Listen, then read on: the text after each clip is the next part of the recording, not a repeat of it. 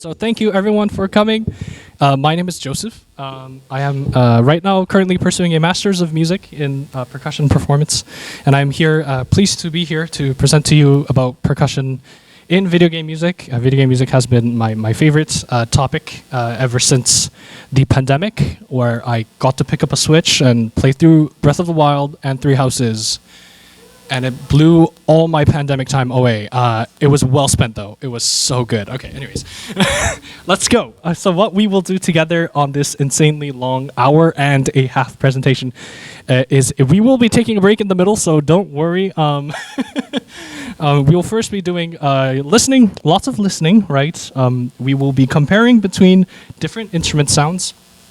And then after the break, oh, sorry, that's the next part. What I'd like you to do is actually to think about questions and to ask me those questions if you have any as they pop up. Feel free to just interrupt me by raising your hand.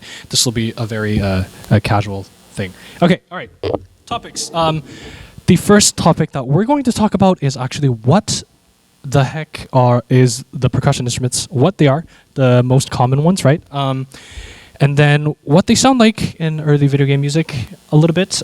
We will link that a little bit with development of video game hardware and technology, right? And then we will talk about aesthetical changes once after we start to go into real sampled instruments. And then we'll take a break. Part two, I'll be discussing a little bit about how I arrange music, things. I do have a YouTube channel. I haven't been maintaining it, but I am going back to the new year. That's what we always say, that we will do stuff in the new year.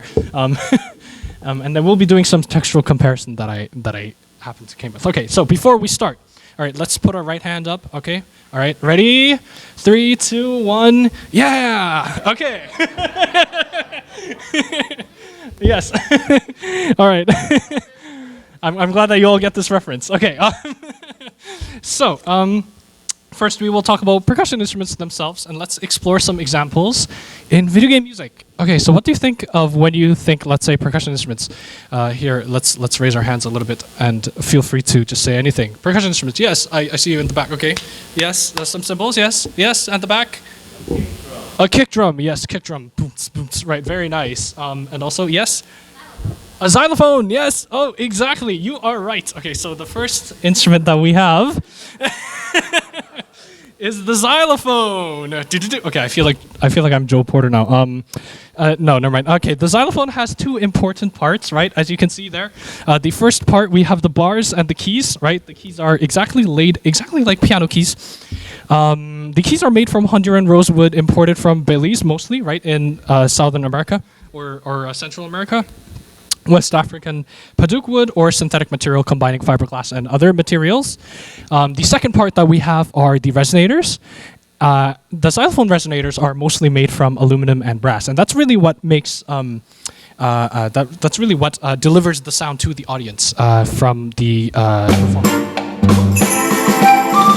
Right of it by my friend Alvin. Okay, this guy is called.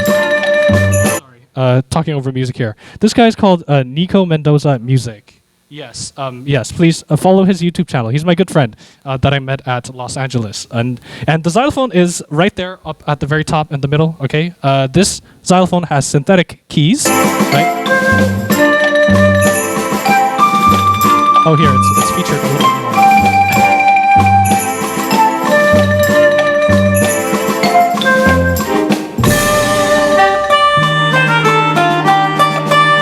Very nice. One of my favorite themes. I have so many favorite themes. Okay, the next, right? The next instrument, which people call it a big xylophone, is actually not a xylophone. Dun dun dun. It's called a marimba, right? The marimba is made out of rosewood, right? A paduk. Same thing with a xylophone. But it is much larger, meaning 3 to 5 octaves, if you know the musical terminology. Of what that is. This instrument is quite big in terms of playability and size, and there are a lot of solo literatures, right, and chamber music associated with it. And one of the most prominent example that we hear the marimba is from Breath of the Wild, right, the same game, when Link fights the bokoblin, the opening sequence that goes da da dum. That sequence after which the string plays is actually the marimba. So let's listen to it. There we go. That's the marimba right there.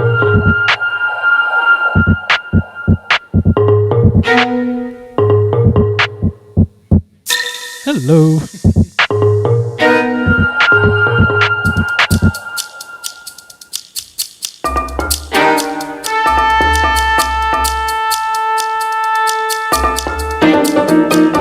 All right, great. Let's go on. And here we actually have, yes, question. The marimba muted.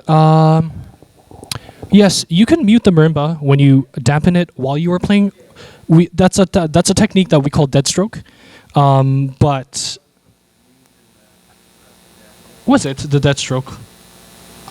Because it sounded muted. Yeah. Interesting. Yes. Probably that's it, or it might have just been the attack. You know what I mean? It's kind of hard. Yes, at the back. Yes.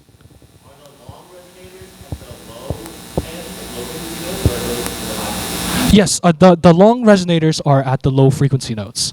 So the lower the note is, the larger the resonator goes. Yes, and also. Why were the resonators in the picture that you showed in the marimba? Uh huh.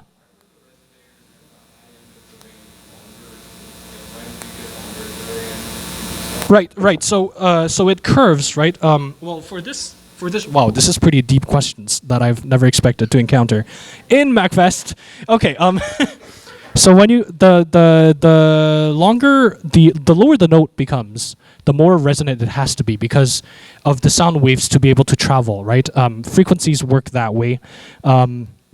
So the companies have done two methods, right, to try to solve this, right? So one of the companies, known as Marimba One, actually tried to widen the actual resonators of the marimba, so that the traveling distance could be greater. Other instrument makers, such as Majestic marimbas per se, they actually curve the resonators. So you'll see some marimbas with curved resonators. But the resonators are overall the same length of distance traveled. There's a complex mathematical equation that goes into that. Okay, so any more questions about the marimba? All right, great. Sorry. Yeah, and so here is a marimba working as a solo instrument, right? My friend Matt Silverberg. Does anyone know who Matt Silverberg is? No, another YouTuber, a content creator here, who does a lot of percussion for solo instruments. Anyone know where this is from? Yes, Ocarina of Time, exactly, yes. All right, there we go, so pretty, okay. Okay, so that's the wooden instruments. Oh, any questions here? No questions? Okay, great. The next up, we have melodic metallophones, right? Metallophones are instruments of which their keys are made out of metal, right? And we have around 7 different instruments. We're not going to talk about them all, but we will look at a couple of them today. First, we will have what we call the Crotales. These are actually very, very, very, very small cymbals that are pitched and are literally flipped backwards to be suspended on a stand like that. They're made out of bronze and they are fine-tuned when they are made. They have an interesting sound to it. The harmonics of these instruments are so pronounced that sometimes you hear 2 sounds instead of 1, or even 3, and they sound slightly thicker.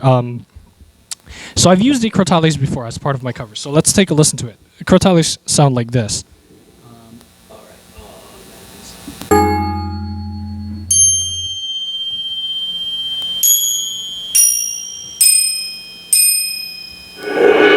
Okay, there we go. That's what they sound like. You can play these with sticks with little plastic or aluminum heads. As you can see, I don't know if you can see that. It's so small. What we call mallets, right? And we can also bow these using a bass bow, which is interesting. The next instrument is called the Glockenspiel, right? Or orchestral bells. You probably know this. Right, Glockenspiel is the fancy term that we put, yes, to differentiate between the chimes, which is also called bells. It's percussion is so weird, and English is weird.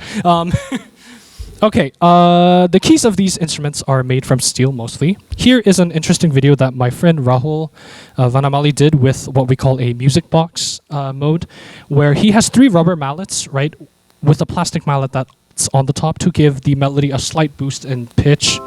Let's listen to it.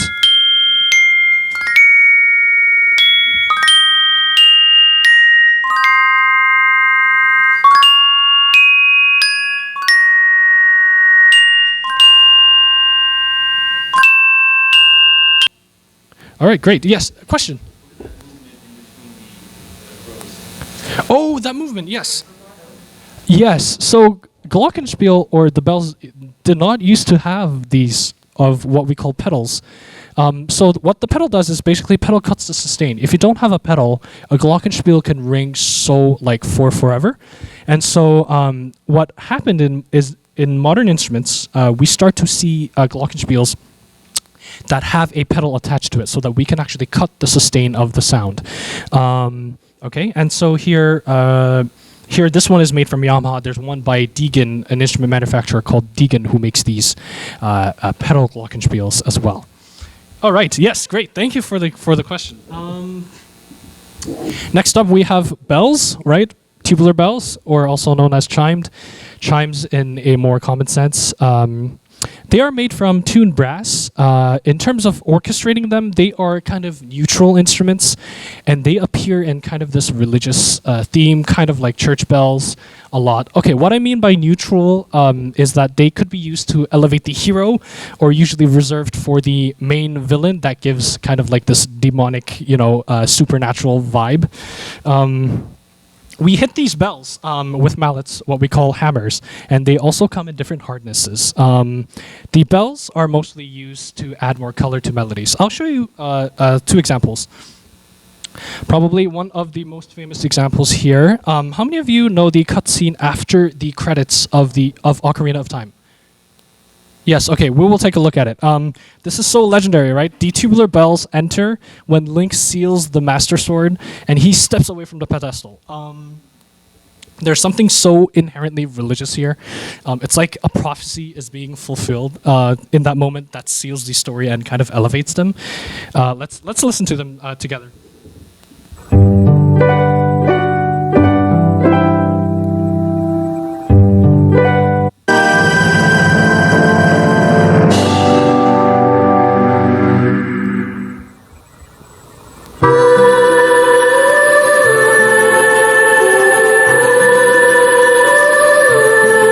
See this? It's kind of small at the back, right? Yeah.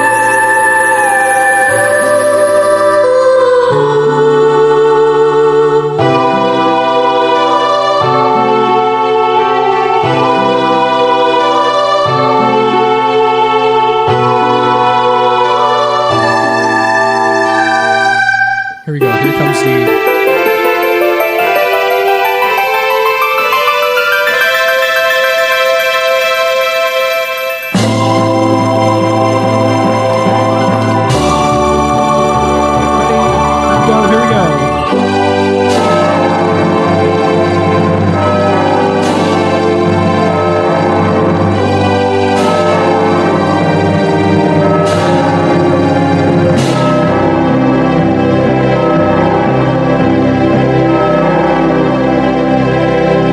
So good, right?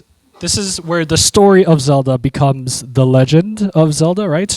You can kind of think about it that way. Yes, you had a question. Yes. I don't know. How? Okay, percussionist, please. Yeah, I would probably say about like this tall. Yeah, like 5 feet to 6 feet. Yeah, it's 5-6 feet. Yeah, so like you have to kind of play it like this, kind of. Yeah, they're also so heavy, so heavy. Oh my gosh. Okay. Scary because some of the bells like move. Yes, they move while you hit them. Yeah, and then like when they like fall. Okay, I don't want to think about that. Yes. All right. Yeah, and bills, hospital bills. Okay. All right. Here is right on the contrary, we have the villain, right? Tubular bells and the villain. Another pivotal game, right? I mean, I guess you all know what this game is, right? What is this game? Final Fantasy VII. Yes. Okay. There's a scene where Sephiroth gets a revelation that he realizes that Cloud is a descendant of his enemy race, and this is where the bells come in with the realization. Even more intriguing is that Sephiroth kind of shifts to a darker figure after this.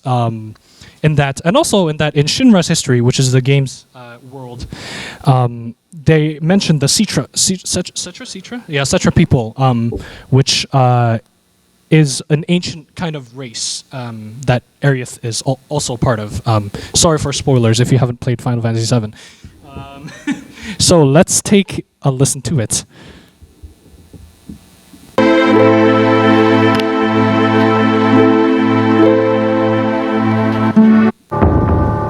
Yes, I don't know what's with long stairs here. There's something about long stairs.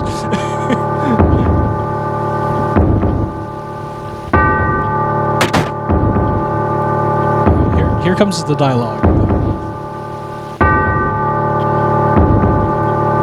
Yeah, you remember this scene? Oh yeah. Sorry, this is like major spoilers.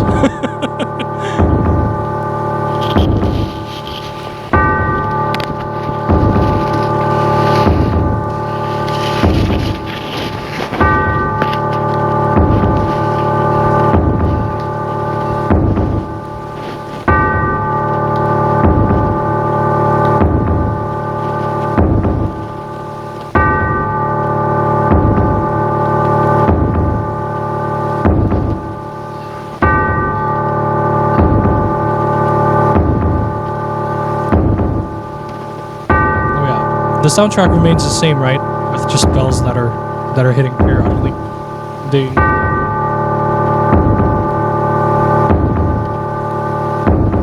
Okay, this goes a little while. All right, so let's move on. We also can't leave this instrument out because it creates a vibe, right? So the steel pans. The steel pans are actually made from oil drum, literally. They used to take used oil drum and they cut parts of it and redesign it to create a steel pan. Doesn't this instrument remind you of sunny beaches? Does anyone know which location this photo is? Yes, Lurelin Village. Exactly, that's perfect. This is from Breath of the Wild, right? Lurelin Village. Why don't we take a listen to the soundtrack here?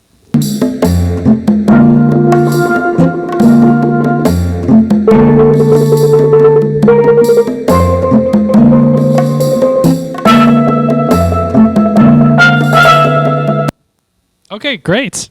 Yes. Going into the next instrument. Next instrument. How many of you actually know this instrument? Probably not many of you, right? Yes. These are actually two sets of instruments, right? The one on the right is called the Glocken, right? And the one on the bottom is called the Gongs, also known as Thai gongs, right? And these are kind of in, let's say, a detuned metal category, what I like to put it. These instruments kind of give an uncommon vibe because the pitches aren't really tuned precisely, yet the sound is still on the warm side. It's another one of those mystical, settings. You go into a cloud of mist, and then you hear all of these. These instruments are played with mallets, right? Let's hear an example. Do you know where this comes from? Okay, guess by the soundtrack.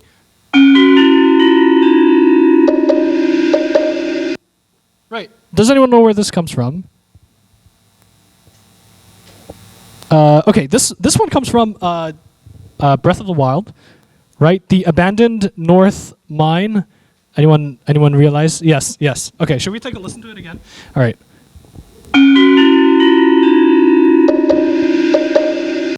There we go. Yes, and that has this kind of this eerie vibe, but still really warm. Sorry? Yes. Those are more Glocken. Those are Glocken than gongs. Okay. Time to come back to actually what we know as percussion instruments, probably more commonly. Snare drum, right? Snare drum is made up of a shell, which is sometimes chopped into slices and glued together, or it's a one big piece of narrow wood that is boiled to bend around the drum. The snare drum has a mechanism called the snare, which gives it a crisp crack. All right, the snare drums have been historically prominent in military music, right? And in video games, it's very similar, where there are an abundance of wars and battles. So the snare drum usually is employed when you want to hear the surface rhythm accelerating. It kind of makes it more driving, per se. The snare drum is also used in lighter soundtrack. Lighter as in like less weight, so less brass and less weight in terms of orchestration. Let's take a listen. Example from Astral Chain game. How many of you have played or know this game? Yes. Yes. Oh, this is great. Okay.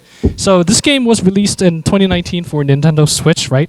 This theme emerges when you confront the final form of the main antagonist, right? Listen to the very beginning and how the snare drum kind of drives the piece forward. Let's hear it.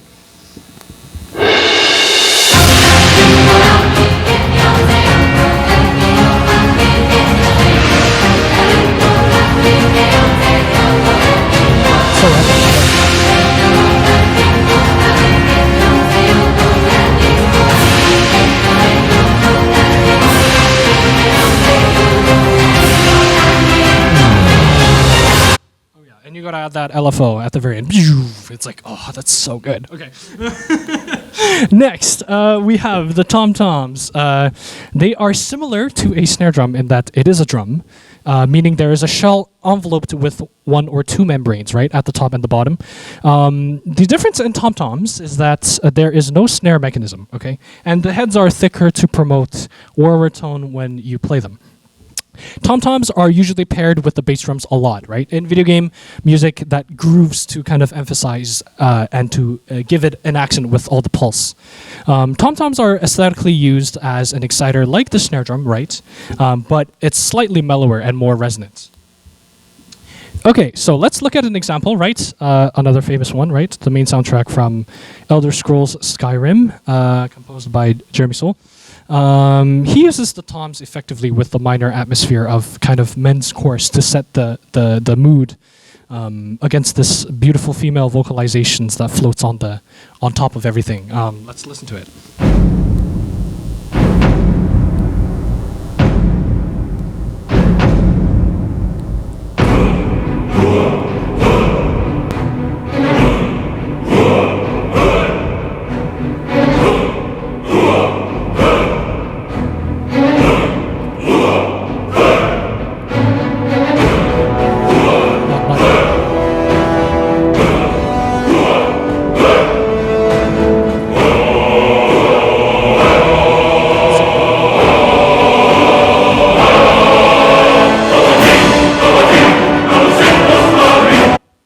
I had to play that beginning just because it was so anticipatory. Okay. All right. Next, we have the timpani and the bass drum. Okay. The timpani here is on the right side, and the bass drum is on the left side. The timpani has a large bowl that we call a kettle, right? And this kettle is mostly made out of copper. The drum head is kind of stretched on the top through a little metal hoop that kind of presses the membrane down to create pitch. Timpani is either used to bring out the bass line or they can be kind of brought out in a solo. The bass drum is quite big with the same composition of a snare drum, meaning that it has a wooden shell with two membranes again. And usually the heads are made with maple wood. The bass drum is paired with the timpani often to give a little bit of an extra kick or an oomph, and it can also act as a heartbeat literally in this soundtrack. Okay, how many of you know this tune, Genova Quickening, right, from Final Fantasy VII Remake? At the very beginning, you have the boom, boom, boom, right, and then it finally goes to da da da da da da, where it like, and then it like everything starts and all the chaos. All right, yeah.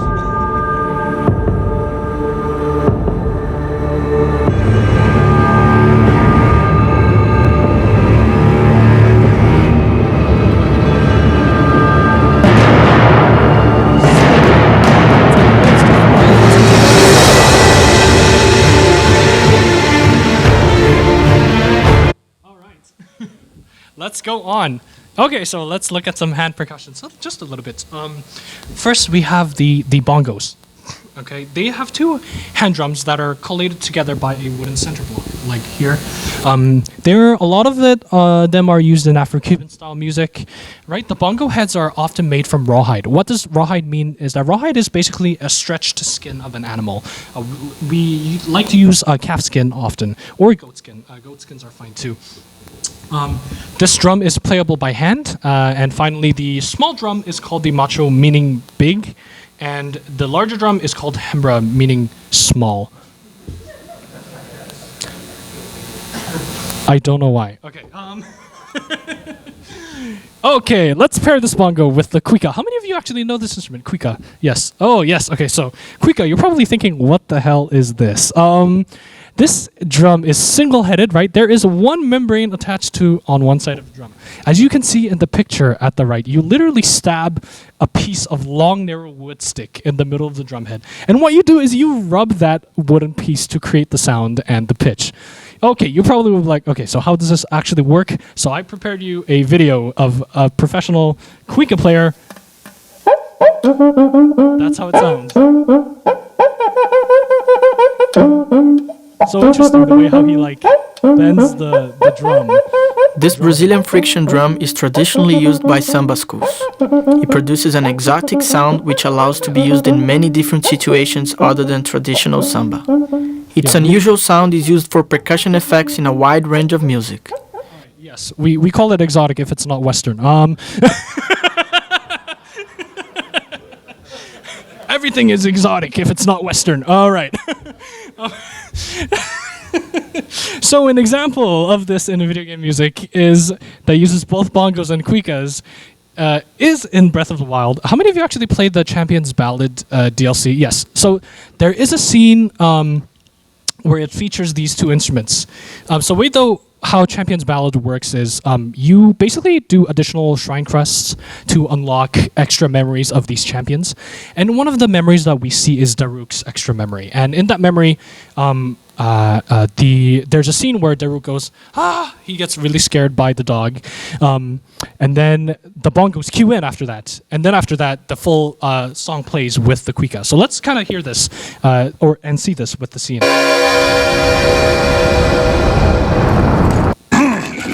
Mindless little cuckoos! No monster stands a chance when fighting me, the almighty Daruk!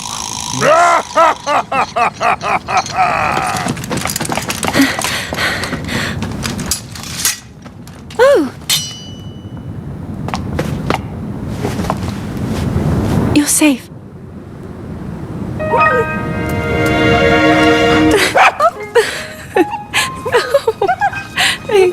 It seems our friend here was the one being attacked. Precious boy, you saved his life. Huh?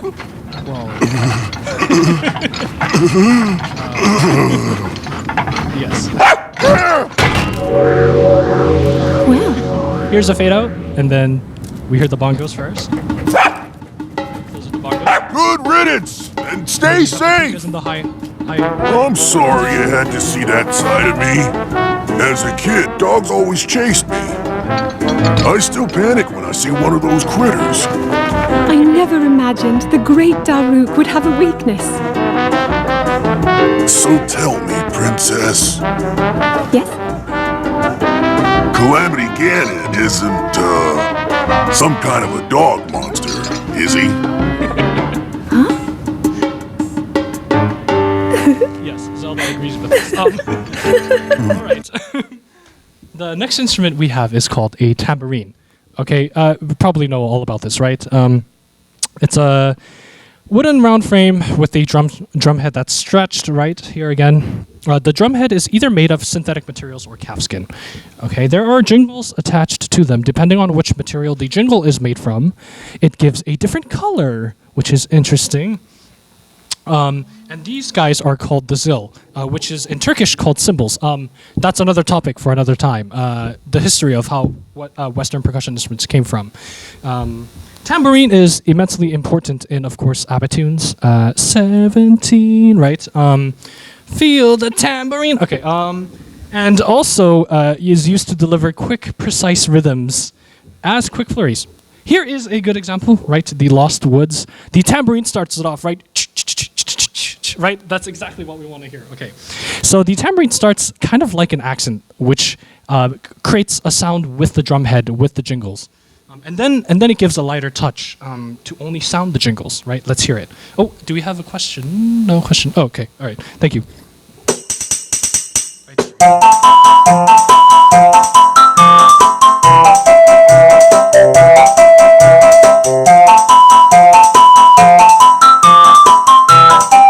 This is probably one of the most famous video game soundtracks, right? Hands down. It's like even people don't play video games don't see that.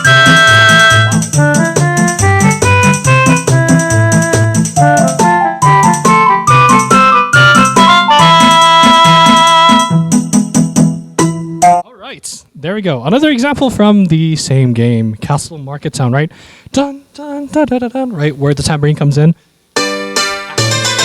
Rhythms.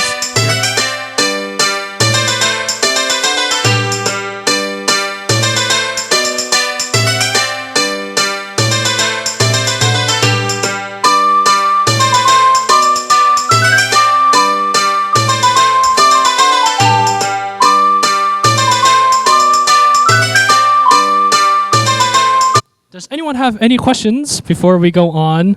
Then let's go to the next topic.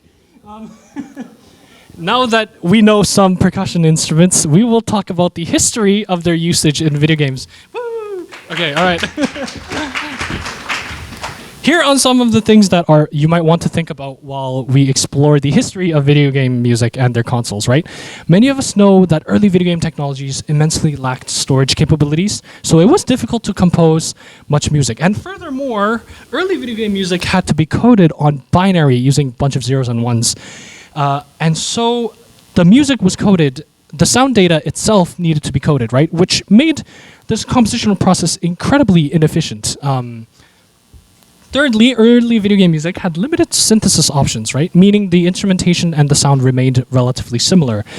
This also meant that early video game music was mostly orchestrated either as a pop jazz type of small ensembles or very small classical like chamber music ensembles.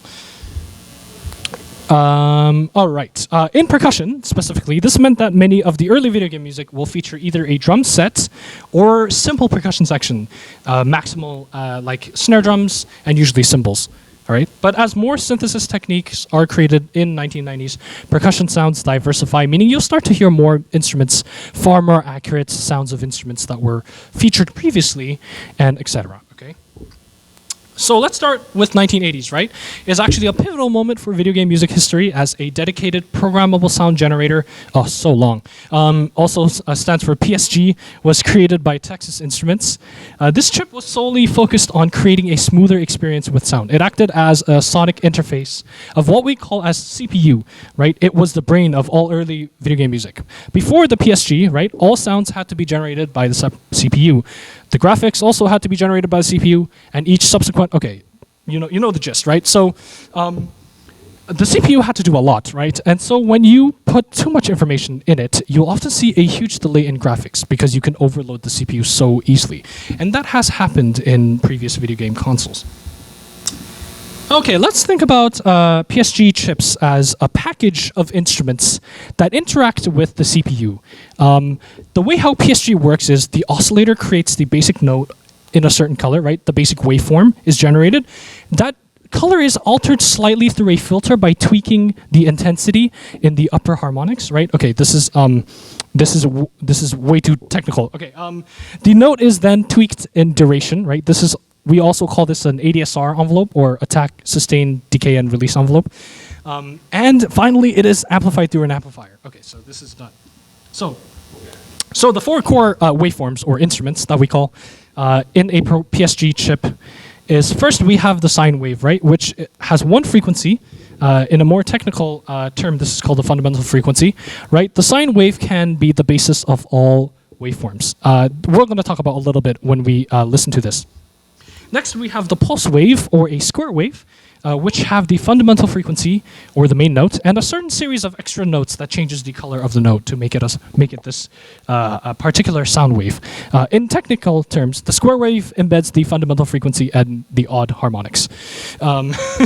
Great. Thirdly, we have the triangle wave, which is composed similarly to a square wave, right? Meaning that there is a fundamental note, fundamental frequency, and odd harmonics. But the triangle wave's extra series of notes, which the triangle wave's harmonics are lower in decibels than a square wave. That's what makes a triangle wave a triangle wave. The sawtooth wave, contrary, is like a triangle wave, except it has an additional series of notes. So it has all harmonics, both even and odd. What is interesting is that this series of notes decay more like a pulse or a square wave than a triangle wave. Okay, enough of gibberish. Let's actually hear these examples, right? Here is a method called additive synthesis to understand. We start with one note, right? The sine wave. And then we start to add more sine waves on top of that one sine wave to create and to shape additional waves. So let's start with the sine to sawtooth wave.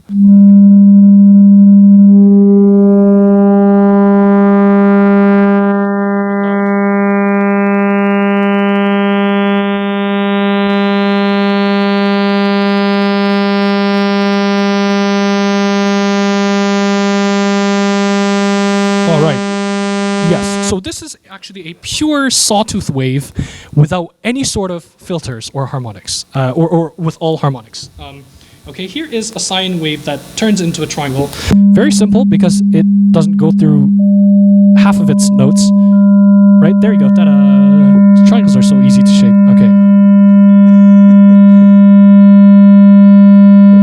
Yes, okay, great. We have one additional, channel. Also known as a noise channel. This will probably be more relevant to today's topic. The noise channel is simply a spectrum of frequencies that are oscillated simultaneously. And what happens is there are different color designations for these noise channels. The colors change based on the slope of the frequency band, meaning that here, as you can see in this graph is marked with the x-axis being the frequencies in hertz in a logarithmic scale, starting from 1,000 hertz to 100,000 hertz, which is way beyond our hearing. You can see here in order from the top, right, you have the pink noise, you have the blue noise, you have the gray, no, this is not the gray noise, this is the white noise, right? But if this was white, then it would defeat the purpose because the background here is white. And then you have the pink noise. No, is this the pink noise? Yes. And then we have the pink noise, and then finally the brown noise. You can see that in the pink and blue noises, the upper frequencies are higher in dynamics than the lower frequencies, right?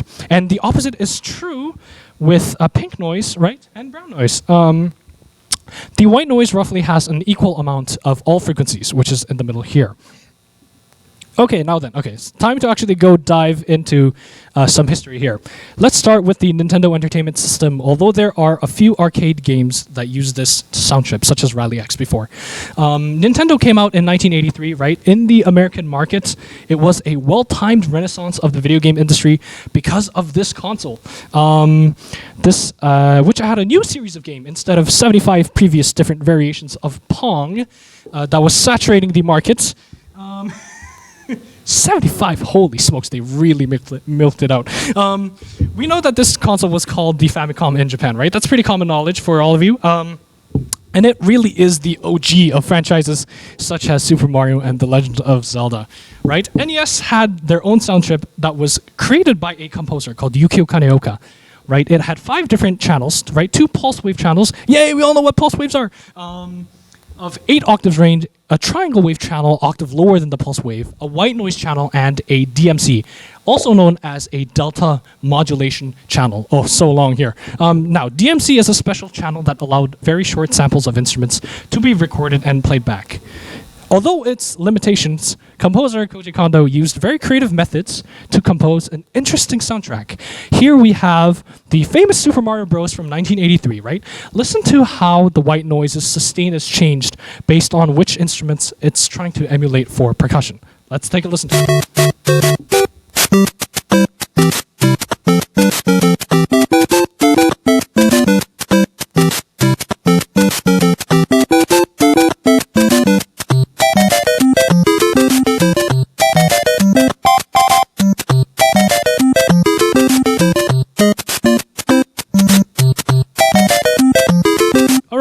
of you actually didn't know that there was drums in this track. Right! I'm like, wow. Okay. It kind of gives an illusion that we are listening to individual parts of the drum kit, right? The short main triplet notes that we are hearing are kind of like hi-hatty, and sometimes Mr. Kondo kind of increases the sustain of the noise by a little to emulate a drum set snare. Why don't we listen to it one more time to give it a little bit of more appreciation.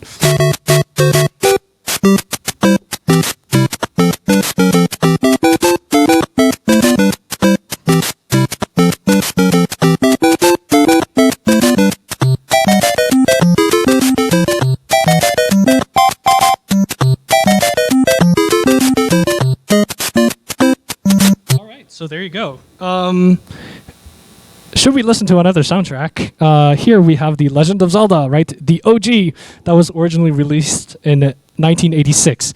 The white noise channel here is used as snare drum and orchestral cymbals, but note that it has a shortened sustain than in Super Mario Bros. The same snare drum.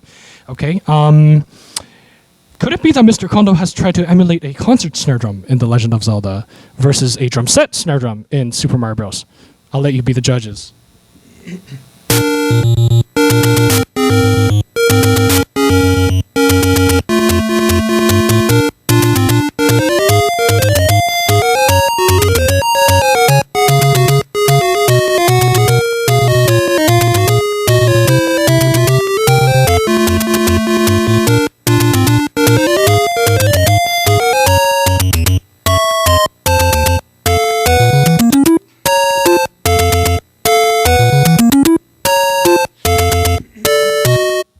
It's interesting, right? Because the two games have an exact same sound chip, and so same capabilities and configurations, right? Something to think about.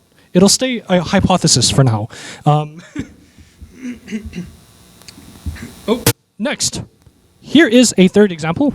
In a Nintendo sound chip, there are two different colors of noise, right? There is the white noise that we've just heard, and we also have the pink noise. We know that white noise means that all frequencies play the same dynamic. In pink noise, each octave higher the frequency goes, the dynamics decrease by 1 to 3 decibels for technical nerds. I have an example here from Mega Man franchise, right, which depicts a pink noise called Quick Man from Mega Man, the second game.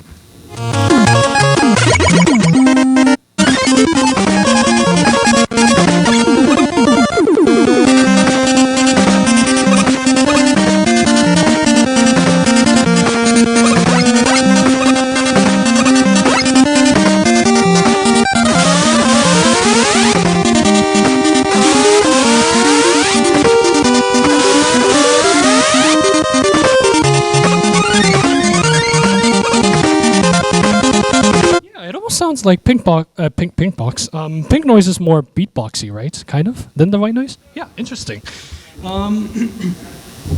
Here is the last waveform that we're going to talk about in percussion in NES, the triangle wave that is used as percussion. Okay, you can actually manipulate the triangle wave to create a percussive effect. So how do you do this? If you lower the pitch of a triangle wave very rapidly, then you get kind of like this drum head sound, right? This is kind of the same kind of pitch decay at the bass range creates like a kick drum sound. And in higher registers, it becomes like the tom-tom sound, or the famous 80s, you know, those kind of sounds, all right? So here is an example, right, from the same game called Bubble Man.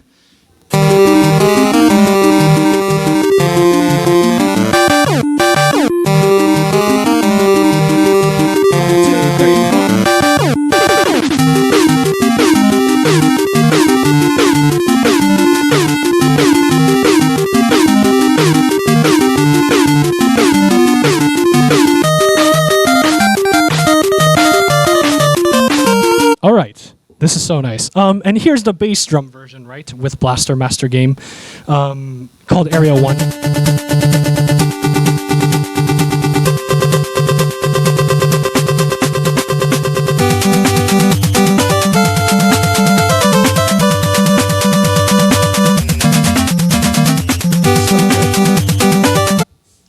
go on. So we just talked about the percussion sound for the NES, right? Let's go for a little upgrade here. As we go into the 90s, right, we start to see consoles that use FM synthesis, which stands for frequency modulation. This synthesis technique is completely a new style of sound making that then we encountered previously with the PSG, or programmable sound generator.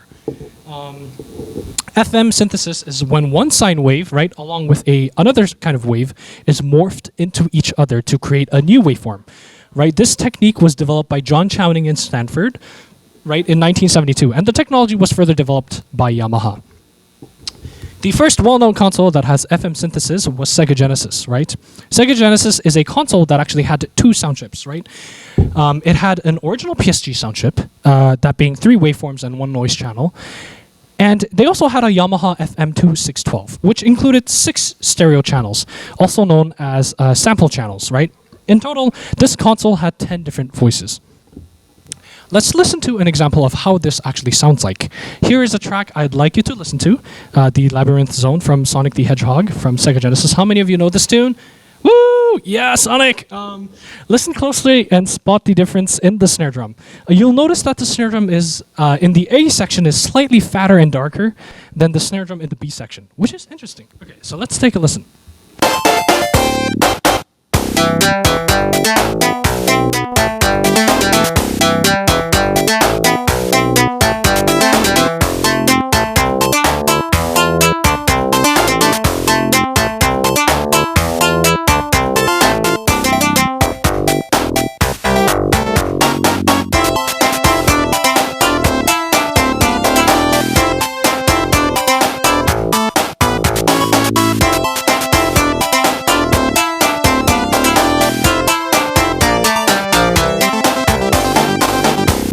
Did anyone spot the difference? No? Should we listen to it again? Do you want me to clarify which is A section and which is B section? Okay, all right. Let's do it. So this is the A section.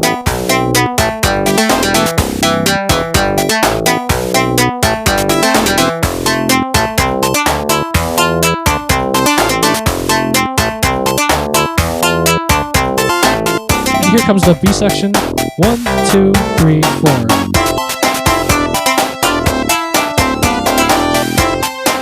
Yes, no, maybe so.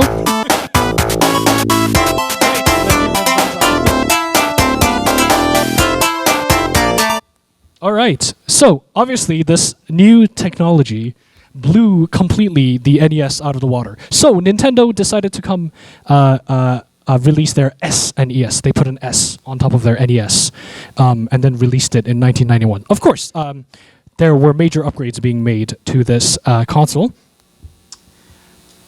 This one had an 8-bit processor with a 16-bit Sony digital signal processor, short for DSP.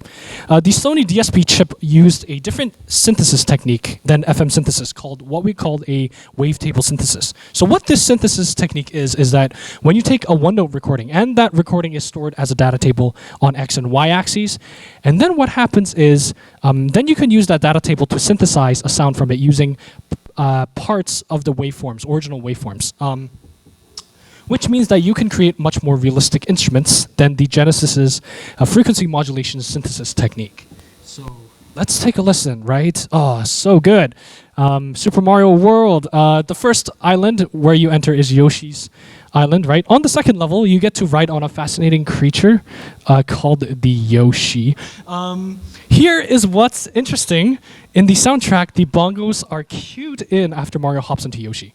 Did anyone notice that while they were playing? Yeah, right. The bongos are used as a diegetic or interactive part of the game.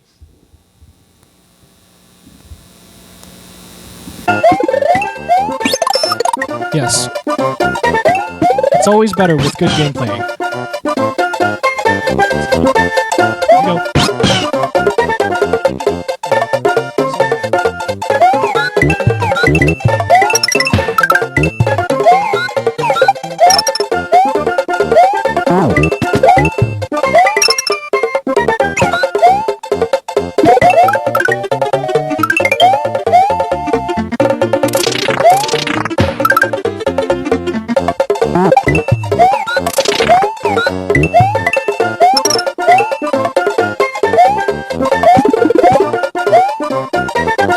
Gotta get the 100%.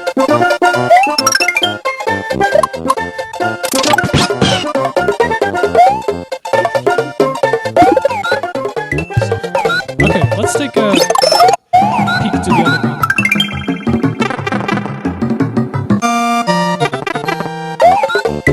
There we go. All right. Yeah, let's finish it. There's a little bit left. Here we go. Drum roll! All right. That's nice. In the late 90s to early 2000s, right, now we have the emergence of MIDI. What that means is, what is great with MIDI is that with MIDI, we now only need to sample the instruments, because MIDI acts as an instruction rather than a sound file itself. When before, all the sounds had to be physically stored in the console, therefore it took up a lot of storage. The invention of MIDI is a method of delivering a synthesis rather than a synthesis technique, right? So wavetable synthesis and pulse code modulations are still preferred method of sampling these instruments. Okay, here is a revisit to Super Mario Bros. But this time, this is using MIDI technology, right? The first hardware that had this capability, right, was Roland MT32, okay? And the first consoles that came with Roland MT32 was Atari ST and the Commodore Amiga. I'm going to play you a very interesting cover that someone did on a Roland synthesizer. It's the original Super Mario Bros. Theme on a 16-bit synth instead of the original 8-bit PSG channels. It's going to be interesting. Take a listen and tell me what you think.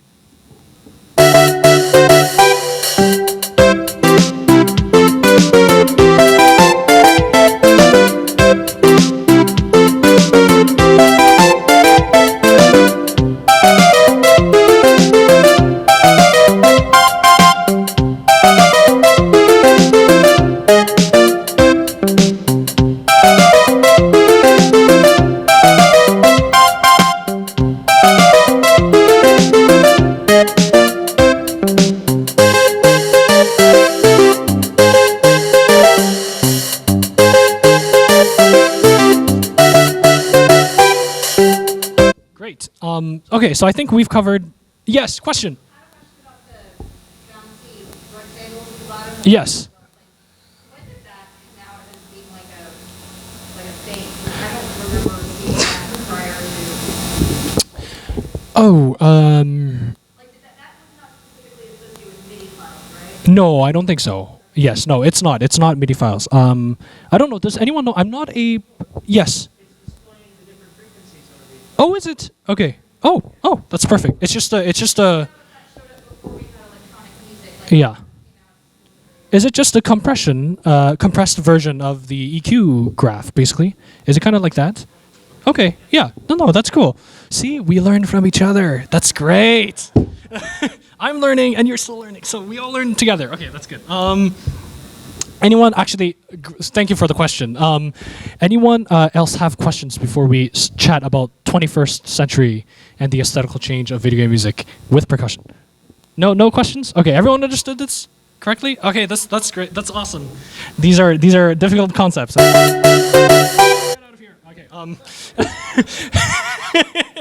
So when 21st century came, right, we start to see sampled instruments more and more become common, and thus there are further aesthetical changes to video game music, right? First, music notation software comes out in 1990s, right? So that means that composers can now just compose like in a regular fashion instead of having to learn coding and to code music in them. So what happens is that they become recreatable, right, live, right, with real instruments, regardless if it's performed or recorded. With trap and EDM, right, we start to have a fuse between electronic percussion sounds and an acoustic percussion sounds in the same soundtrack. And thirdly, composers start to blur this boundary between sound design and music, right, through employing percussive sound effects. We are going to talk about this phenomenon with 3 different case studies, right? The first case study is going to be Banjo-Kazooie. The second case study is Fire Emblem Three Houses. Wait, how many of you played Banjo-Kazooie? Woo! All right, yes, good for you. And how many of you played Three Houses? Ah, that's excellent. And finally, in Nier Replicant. How many of you played Nier Replicant? Yes, okay, that's great. With advancements in notation software in 1990s, right, composers did not have to learn programming. like I just said, and they pursued to write soundtracks that could be recreated live, regardless performed or recorded. And this is what Grant Kirkirk, who composed the Banjo-Kazooie music, exactly hoped to achieve. Here's an interesting comparison by my same friend Nico Mendoza. Take a listen to the original and compare how like similar the sound is with his version than with the original version. So let's take a listen.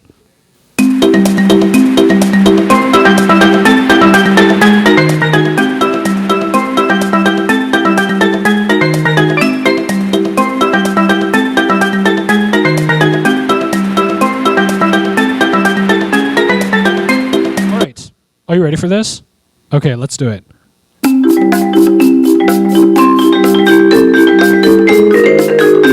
Well, I mean, he uses a vibraphone instead of a steel phone, but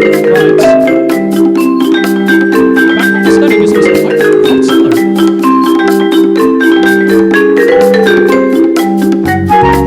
So fascinating. Okay, let's talk about the emergence of electronic percussion, or the synthesis of trap percussion. With real percussion instruments, acoustic, with a case study in 3 houses. The first example we have is Blue Skies in a Battle, right? Which has both acoustic and electronic percussion in the track. The beginning of the piece starts as a march with acoustic percussion, right? Which is snare drum, the bass drum, and the cymbals.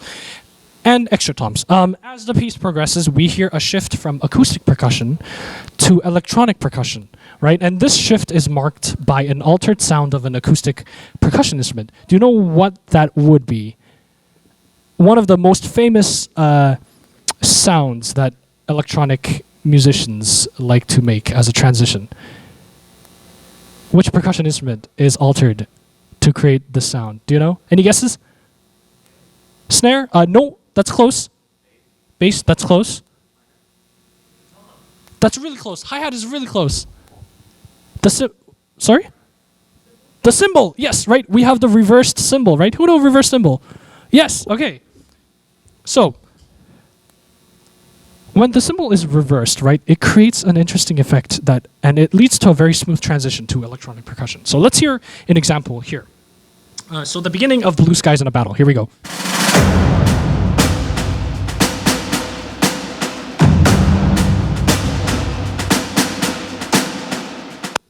Okay, there we go. And then here is the transition to electronic. So epic.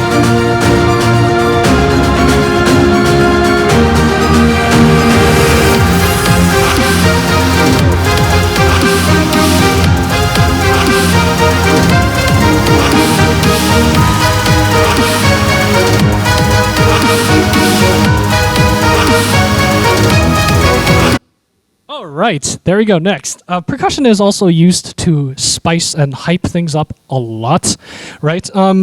Here is a second example, right? Apex of the World. So, for those of you who doesn't know how 3 houses work, is that 3 houses you see 2 different types of let's say sequences or maps. So the first map is the general map where you control the units like a chessboard. And then the second map, once you decide to engage a certain unit, then it shifts into like this action sequence. And this is where the percussion comes in, right? We call it the rain version and the thunder version for more interested people. So, I mean, if you look, I mean, take a look at this music. I mean, take a look at the rain version here, right? So simple. There's nothing on there. Against the thunder version, okay, how many notes are there? I'm not going to guess. Okay. Yeah, let's just appreciate it by listening, okay? I'm not going to try to decipher everything here.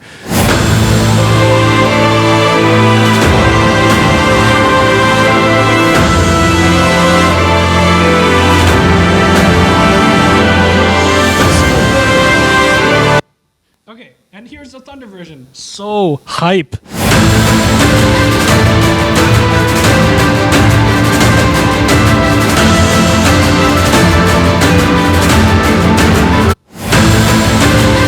Stop. Okay. And finally, we have the third change of the aesthetic, right? The synthesis of percussive sound effects within the music. How many of you actually played this series of game again? By show of raise of hands. Yes. Okay. Great.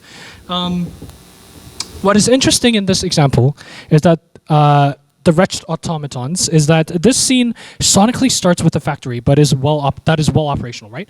But here, only the music suggests that the factory is operational, not the visuals, right? Let's take a look. Let's take a look, right?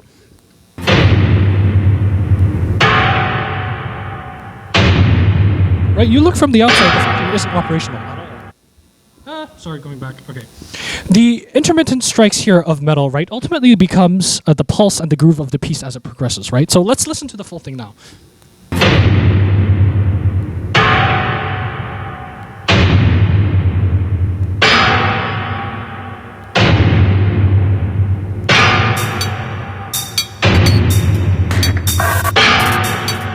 A little bit of delay does help.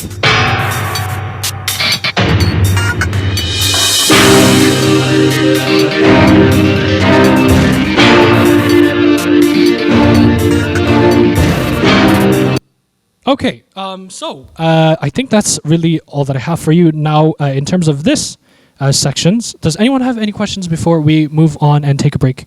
5-minute break. Yes, questions at the back. Would a snare drum be a pink noise? Well, it depends. Yeah, it depends with snare drum, right? A properly tuned snare drum should not be a pink noise.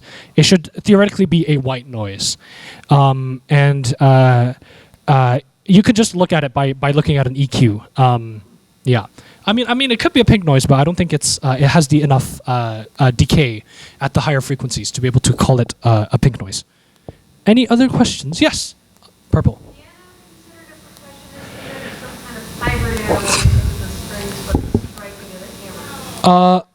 So this has been a debate, right, for the past 100 years, and we're still kind of trying to figure it out. I guess it depends on you, right? On how you interpret things, right? I don't like to say what's defined as a percussion instrument and what's not, other than the fact that they're other than the specific percussion instruments that we call it. So I mean, it's based on your choice. I mean, sometimes we say ocarina is a percussion instrument. Well, that's because the percussionist has to play the ocarina sometimes because they have nothing else to play, and have 256 measures of rest. So it's better we play ocarina than to go for a coffee break, especially if we're getting paid. All right, yes. So I guess to answer your questions, yes. Yeah, but I mean, if you go back to the history, right, John Cage kind of used it as a percussion instrument, right? He put nuts and bolts in there inside a piano to create a prepared piano, right? Okay, that's going way into like music school stuff. Let's not talk about this here. Okay, but yeah, for those who you know. Okay, any other questions? Okay, that's great. Thank you. Then let's take a 3-minute break here, and then let's go on. Yeah, give it a little stretch. Move around a little bit. Go outside. Don't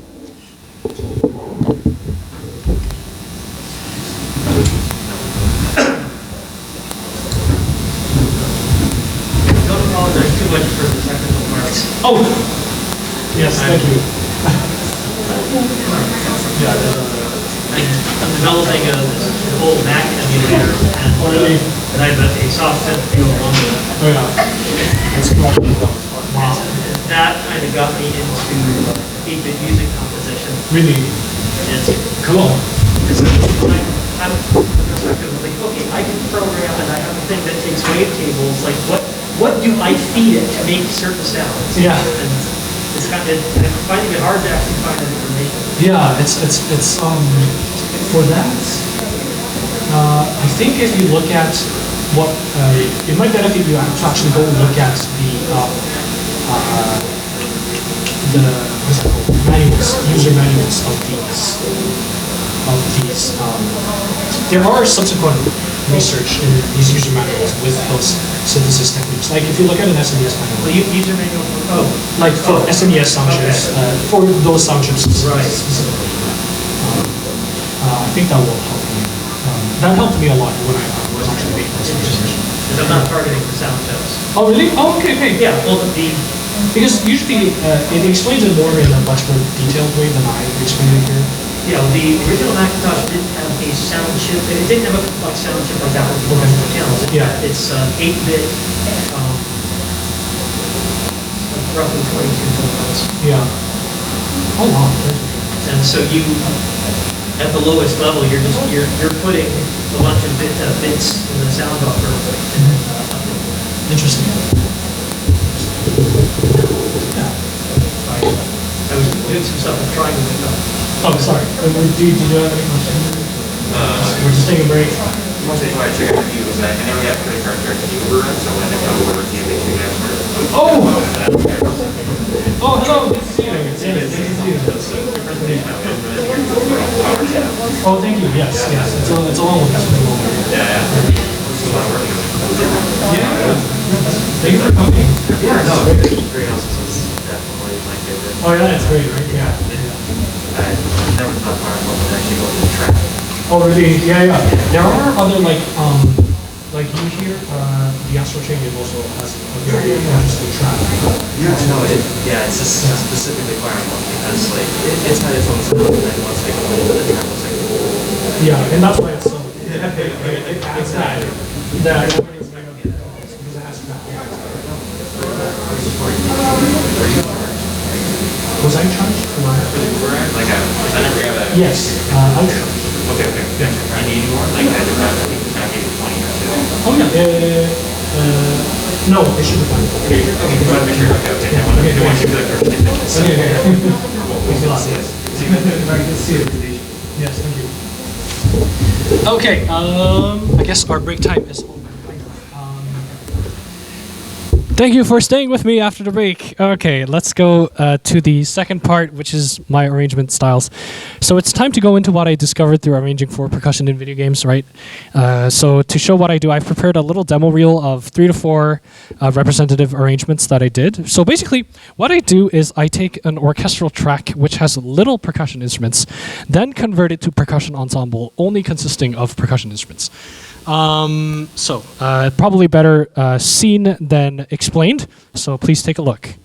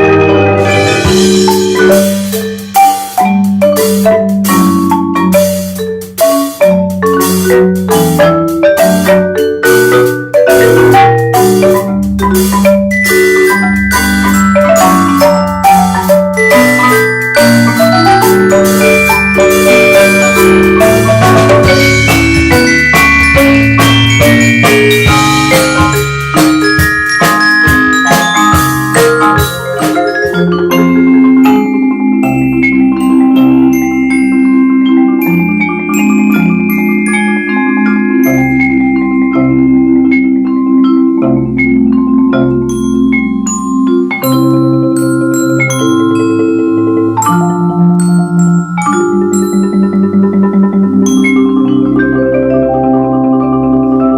there we go. Thank you. I created this video to actually submit for a scholarship competition at my school, and I won. So, woo!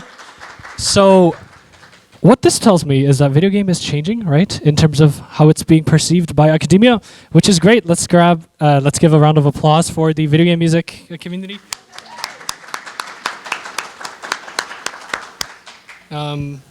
Okay, so, anywho, when I first started arranging video game music for percussion, I started to experiment right off the bat with kinds of texture I was going to use. So mainly simple texture against composite texture.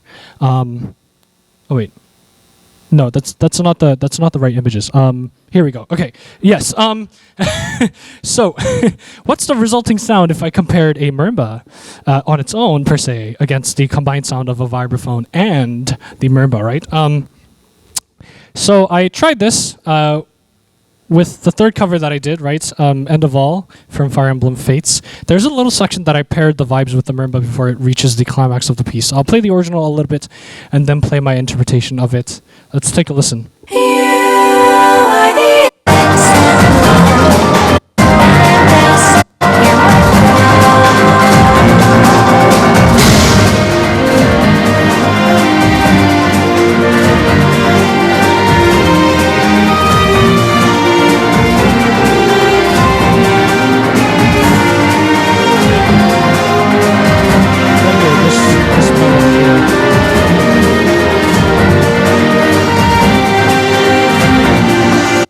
And then let's take a listen to how I did it. It's probably a lot cuter than the original.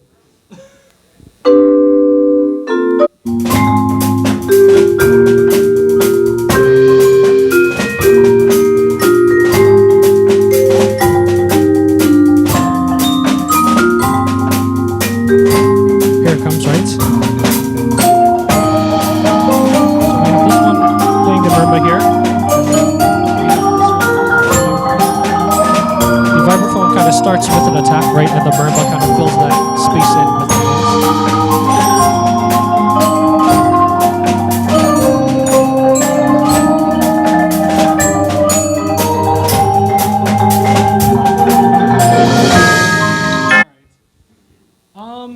Of course, this works with multiple instruments, but there are some times that it's really hard to emulate certain non-percussion instruments with one or two percussion instruments. Then what you do is you stack a third one. Yes, the more the better.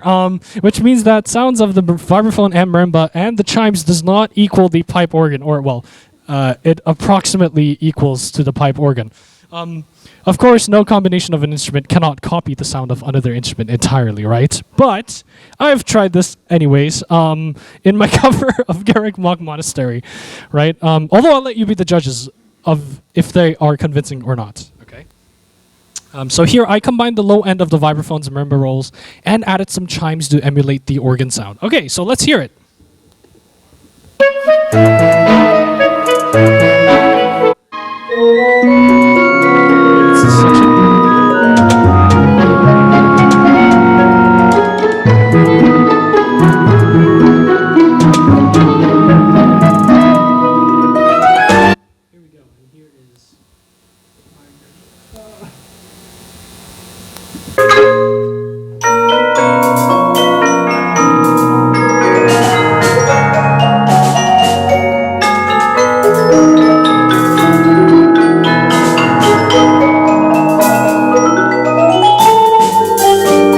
So what did you think? Convincing enough? I don't know. Maybe you have a different opinion on which percussion sound is better to be employed as a pipe organ. We could talk about this, right, all day, and this is the beauty of, right, comparing textures with each other. Here is an interesting experiment that I did on top of that. So for one of my covers, I decided to use only composite textures, meaning every part in the original had two percussion instruments per original instrument. So it ended up being around 25 parts instead of the original 10 to 15 part covers that I like to use to do. The result of this experiment, I did have a lot of good combinations here, but at the same time, and others didn't work, right? So sometimes I had harmonics that clashed between metal instruments, which didn't really help in tuning at all. So let's listen to this.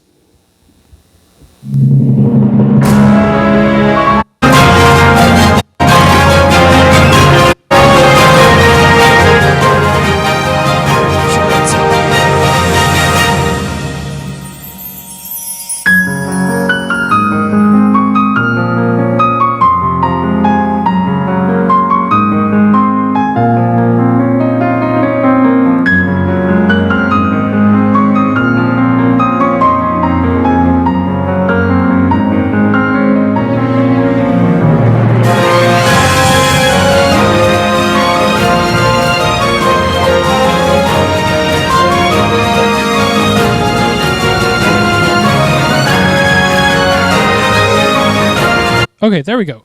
That's the original, and here is.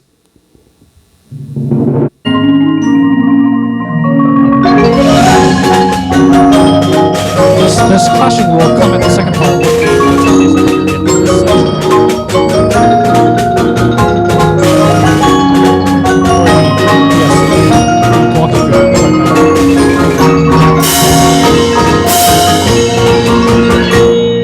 Did you kind of notice that? Yeah? No? Yes? No? Maybe so? That's okay, right? It's our own interpretation. Sometimes, like, detuned notes are makes the sound fatter, right?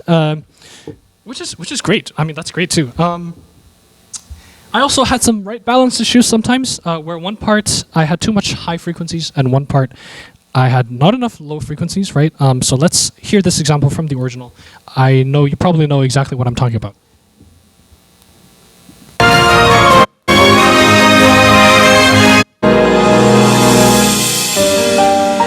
This section of the original.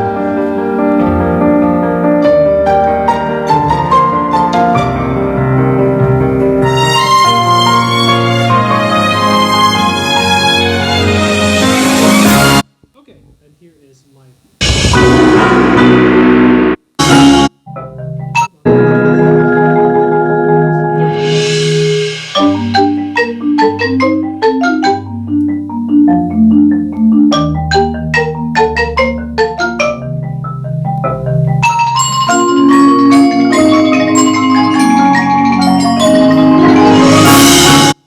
What did you think? Yeah? It's, yeah.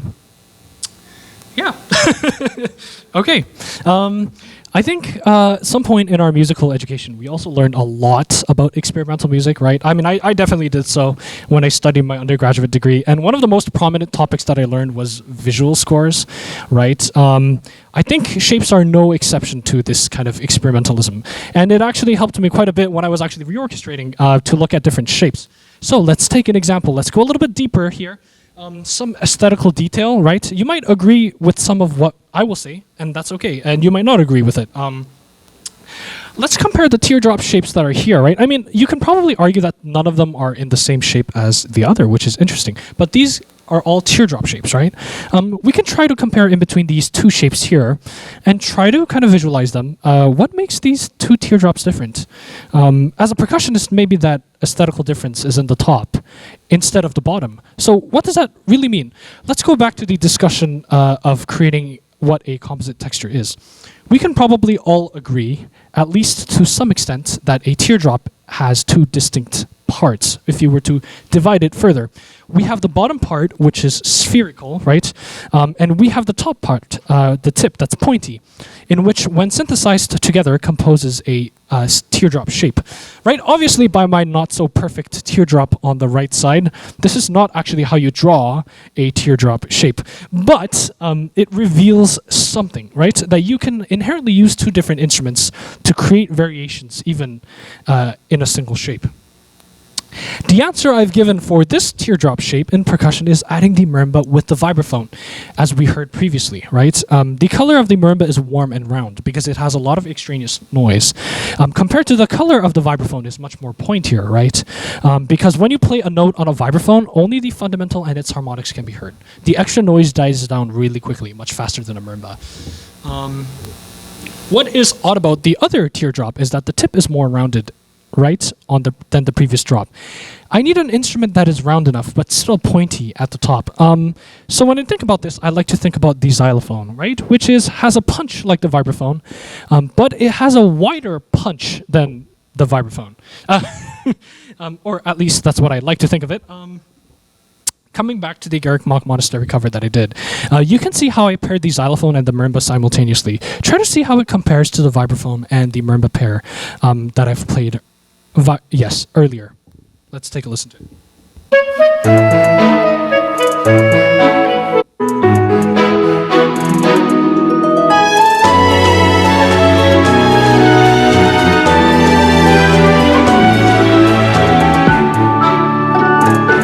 Right, so this segment's against this one.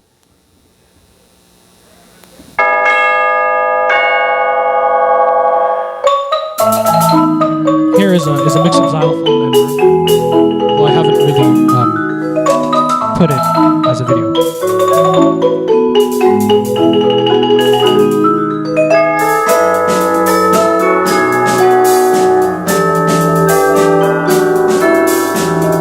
Fascinating, right? Fascinating. And so this all ties into what I will finally say, right, about higher pitched instruments, is that in percussion, there are so many instruments that are in the higher frequency range than the lower frequency range, right? So when it comes to high frequency range, you have lots of options in color. And that is where I have been super creative in substituting non-percussion instruments to percussion instruments. We can talk about the aesthetic difference, for example, between a flute and a piccolo, right, which is almost non-perceivable for a non-musically trained audience, but we know that piccolo has a shriller character because of its range and the rate of which the higher harmonics kind of decay in comparison to the flute, right? We can try to possibly use two percussion instruments that are similar to represent these two instruments, like the Crotales and the Glockenspiel. So when it comes to higher brass instruments, I do like to use the xylophone because of the character of a trumpet that is piercing but also is kind of meaty. I'm not sure how to aesthetically describe that further.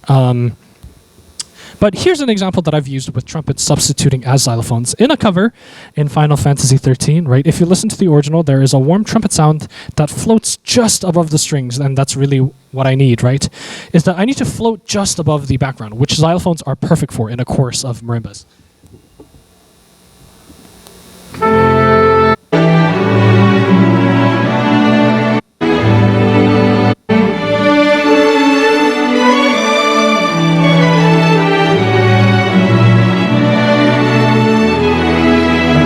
Here's the trumpets. That's paired with the strings, right?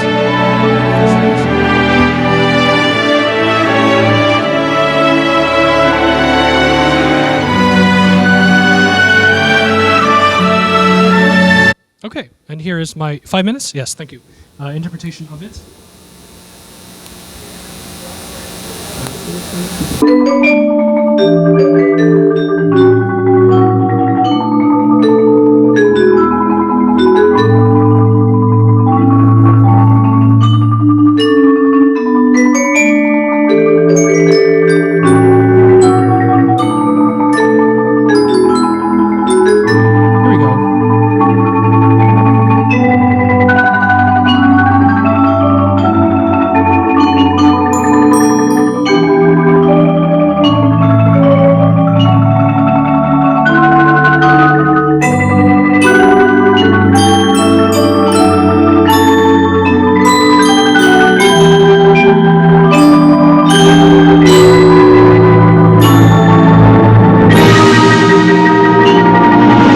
All right, there we go. I think this is really all that I have to say for this panel.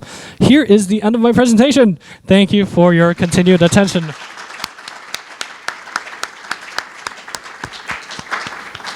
I know there was a lot of stuff, so I thank you so much for everyone who stayed here until the very end of the presentation. Okay, let's trade social media. And do you have any questions? Oh, no questions? Okay. Oh, yes, question. I saw one of your pieces had at least 12 different sections that all use do your hands hurt? Do my hands hurt? Yes, when I've been recording for 10 hours straight. And no, when I've been recording things much more in a what is it, lengthy manner, or like in a couple of days. Yeah. Yes, question.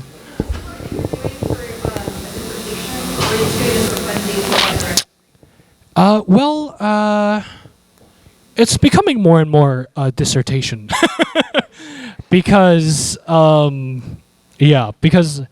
it's definitely more popular than what I do in the other side.